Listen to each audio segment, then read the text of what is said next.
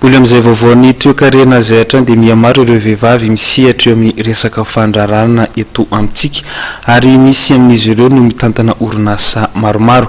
Anisan'izany indrindra ary Fanjara Zakaboana izay filohan'ny vondronan'ny vehivavy mpandraraha malagasy ankehitriny. 12 taona mahery izao no efa niasa tao anatin'ny tontolon'ny fandrarahana i Fanjara Zakaboana, vehivavy malagasy izay mitantana orinasa 3 ary filohan'ny fivondronan'ny vehivavy mpandraraha malagasy ankehitriny.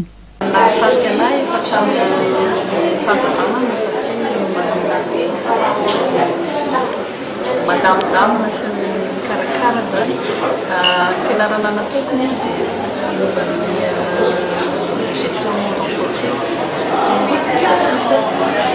spécialisée amin'ny resaka administration d'entreprise et sciences comptables. Nianatra teto Madagasikara foana ary mitazona zany hoe maha-malagasy produit malagasy zany satria ny tena dia azo atao hoe produit vita malagasy. Amin'ny maha-vehivavy dia mety misy ny mampanano sarotra eo amin'ny andraikitra samihafa izay sahanina, fa misy ihany koa ny fahaizana mandrindra sy mandanjalanja izay mampiavaka ny vehivavy mpandraraha amin'ny ankapobeny. Tsy tena hita olana manokana aloha ny tena resaka resaka fandrarana satria hitako fa ny fahaiza-manao sy ny fahaizana tena tokony toetra ary izay foana no miezahako zany mety natao anatin'izay fandrarana izay.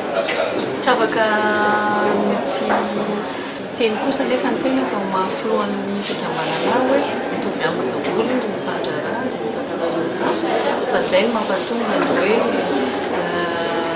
vondrona ao anatin'ity fikambanana ity zany fikambanana maro folo ao anatin'ity fivondronana dia satria misy ireo vehivavy misedra ao anatin'ny fandrarana.